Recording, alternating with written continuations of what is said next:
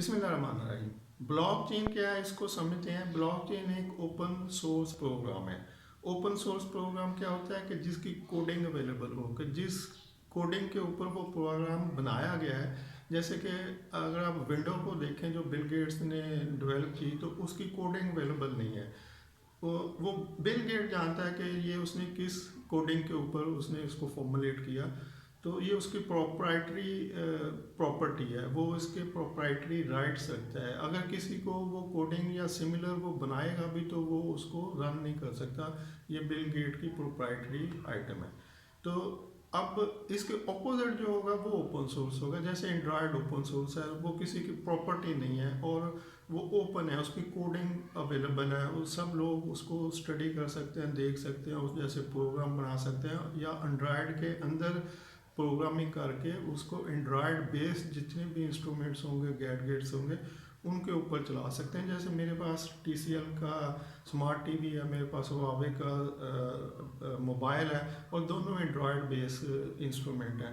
तो मैं अपने मोबाइल को एज ए रिमोट भी यूज़ कर लेता हूँ और अपने मोबाइल का डाटा टीवी पर भी देख लेता हूँ या टीवी को मोबाइल पे शेयर कर लेता हूँ। तो दोनों सिंक्रोनाइज हो जाते हैं, दोनों लिंक हो जाते हैं वाईफाई के थ्रू बगैर किसी वायर के। तो ये ओपन सोर्स प्रोग्रामिंग है जिसको कोई भी बंदा ऑपरेट कर सकता है, उसमें काम कर सकता है, उसको यूज़ कर सकता है। इसको ओपन सोर्स प्रोग्रामिंग कहते हैं। तो ये एंड्रॉयड भी ओपन सोर्स है और ब्लॉकचेन जो है ये भी ओपन सोर्स प्रोग्रामिंग है। अब आप सोच रहे होंगे कि अगर एंड्रॉयड ओपन सोर्स है तो इसको क्यों नहीं सप्लाई चेन ने यूज़ किया। तो सप्लाई चेन ने जो ब्लॉकचेन को यूज़ किया उसमें एक जो मेजर बेनिफिट था ब्लॉकचेन का, वो ये था कि ब्लॉकचेन में जो भी एंट्री होती है उसको ना तो डिलीट किया जा सकता है और ना ही अरेज किया जा सकता है, ना चेंज किया जा सकता है।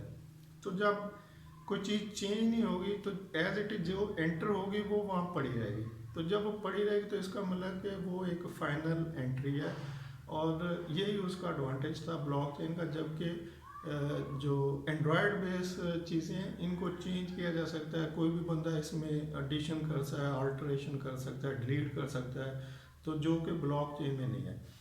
ब्लॉकचेन में जो फर्स्ट जो इसका इन्वेंटर था, जो एक गुमनाम संतोषी नाकामोटो, जो इस तरह का सिमिलर नाम मुझे अब याद नहीं, तो उसने जो फर्स्ट एंट्री की, जो फर्स्ट ब्लॉक बनाया, उसने शायद 2 बिटकॉइन को ट्रांसफ़र किया था। तो वो जो फर्स्ट ब्लॉक बन गया वो वहीं पड़ा। अब कोई भी बंदा दूसरा जो नेक्स्ट एंट्री करेगा, ट्रांजैक्शन करेगा किसी भी फंड की, वो उस ब्लॉक के साथ लिंक हो जाएगा। अब 2 ब्लॉक वहाँ पर है।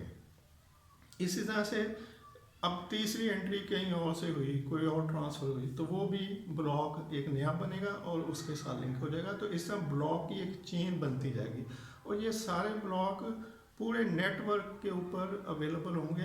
जितने भी उस नेटवर्क के ऊपर कंप्यूटर है, ये सारा डाटा उनके ऊपर अवेलेबल होगा और ये डिसेंट्रलाइज्ड डाटा है, यानी इसका कोई सेंट्रल सर्वर नहीं है। जैसे अगर आप किसी कंपनी को देखें तो उसका जितना डाटा होता है उसके मेन सर्वर में पड़ा होता है और मेन सर्वर जो है वो सेंट्रलाइज या कंट्रोल्ड होता है। आप उसमें कुछ भी एडिशन डिलीशन कर सकते हैं, चेंजेस कर सकते हैं, लेकिन इसका कोई ब्लॉकचेन का कोई सेंट्रल डाटा नहीं है, कोई सेंट्रल प्रोसेस नहीं है, कोई बंदा इसको कंट्रोल नहीं कर रहा है। ये ओपन सोर्स है।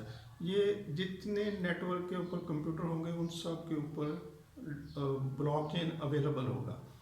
तो अगर फॉर एग्जांपल मैंने कोई एंट्री की है और मेरा कंप्यूटर उस वक्त इलेक्ट्रिसिटी ऑफ हो गई या कोई और शटडाउन हुआ और बंद हो गया, तो वो जो एंट्री मैंने कर दी है वो बाकी सारे नेटवर्क के जो कंप्यूटर है उनके ऊपर अवेलेबल है और सेव हो चुकी है। अब जैसे ही मेरा कंप्यूटर दोबारा ऑन होगा, लिंक करेगा उनसे, तो वो डाटा दोबारा उसमें अवेलेबल हो जाएगा। तो इस तरह से ये वो एडवांटेज था ब्लॉकचेन का कि इसका जो डाटा है परमानेंट रहता है, उसको कोई डिलीट नहीं कर सकता और उसको रेफरेंस के तौर पे कहीं भी एविडेंस के तौर पे यूज़ किया जा सकता है। इस एडवांटेज को सप्लाई चेन ने यूज़ किया, जिसको मैं आगे और एक्सप्लेन कर देता हूँ।